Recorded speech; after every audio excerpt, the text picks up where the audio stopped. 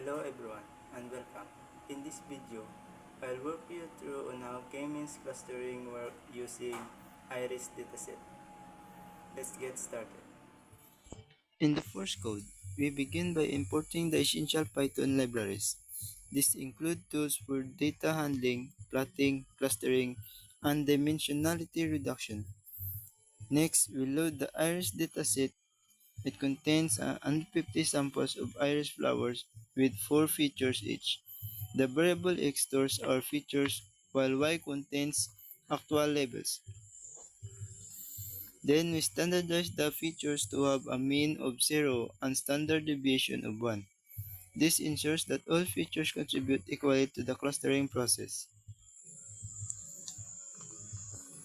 In the next code, we apply the K-mean algorithm to group the data into 3 clusters. We retrieve the cluster labels and the computed cluster centroids.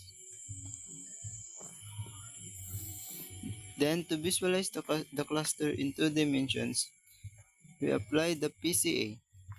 It reduces our data to 2 principal components while preserving the variables, and we plot the 2D project of our data. Each point is colored based on its cluster level.